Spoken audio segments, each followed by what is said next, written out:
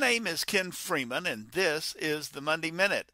According to a recent AP release, a Danish study says abortion is not a mental health risk, that in fact giving birth is tied to seeking help. According to Alicia Chang's press release to the Associated Press in LA, another study has been released. And they say having an abortion does not increase the risk of mental health problems, but instead having a baby does, according to this large study that compared the aftermath of both decisions. Now, the research by the Danish scientist allegedly debunks the notion that terminating the pregnancy would trigger mental illness, but it shows postpartum depression to be much more of a factor. Now, abortion in Denmark has been legal since 1973, the same year that we legalized abortion here in America. Now, notice the dramatic, sweeping statement that was used in the title and in the first paragraph that just lambasts giving birth and makes abortion look like nothing more than pulling teeth. Well, let's look at the facts, because you see, when we look at the facts, we will see that this is an outright lie.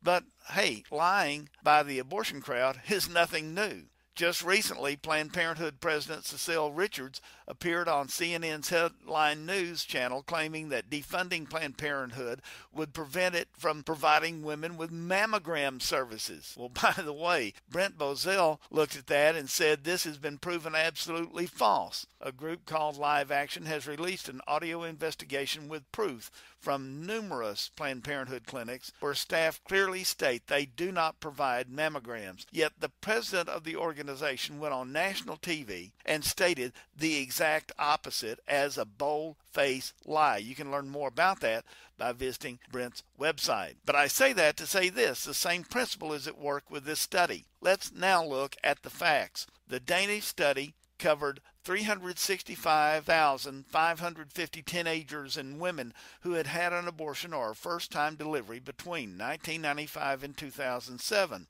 Now, on the surface, that sounds credible, don't you think? My goodness, 365,000 individuals taking a study over a 12-year period, thousands of teens and women. It sounds viable. But if we look at the numbers, we discover that 84,620 abortions were found, compared to nearly 3.5 times that number, or 280,930 births. Now, through various national registries, the researchers were able to track mental health counseling before and after an abortion or delivery. And during the period, they saw these numbers, the 84,000 abortions and the 280,000 births. Notice again that the researchers compared these two events, abortion and birth, to reach their final conclusion that abortion does not impact a woman's mental health. However, it is startling to me that the abortion movement overlooked this fact, that the study period was tracked from 9 months to 1 year after the abortion. And in that study period, they showed that 15 out of 1,000 needed psychiatric counseling for abortion, compared to 7 out of 1,000 first-time births. But only 4 out of 1,000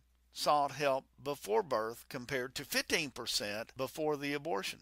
Well, frankly, if you were to look at my own data of 3,500 women who have completed our online voluntarily taken after abortion survey, it shows that, again, 10% needed psychiatric care, but 50% suffered psychological symptoms that read just like the symptoms of post-traumatic stress disorder. Another startling missing element is that these researchers did not follow the women over the entire 12-year period, because had they tested women during the entire period and gathered facts for every year, I guarantee they would have had a dramatic shift toward higher incidence of emotional hurts after abortion. Now, if the criteria of the data had been looking for psychological risk versus true psychiatric risks, I contend the numbers would have gone through the roof that are not mentioned in the opening statement of this press release. abortion's impact are more than 2 times higher than women giving birth. This should have been shown as dramatically higher or significantly higher, instead of saying that birth was the one that was higher. Now, the other fact is that whenever we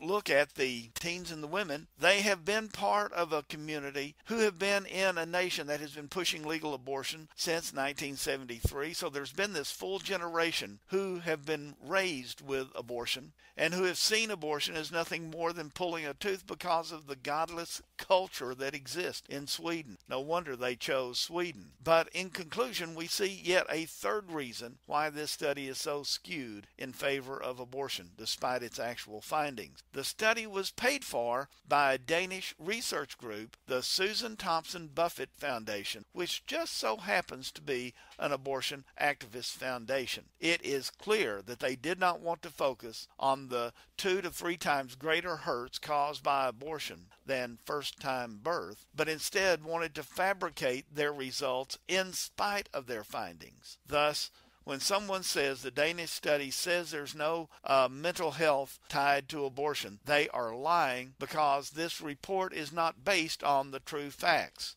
Let us always tell the truth. You see, friend, the only way to end this psychopathic lying about abortion is for us to tell the truth. Only the light of truth will shine brighter than a lie. Now, until we meet again, this is your friend, your advocate, Ken Freeman, saying keep up the good work you're doing. You are making a difference, and the other side just can't stand it. Now, thanks for listening, and I can't wait to meet you again next Monday.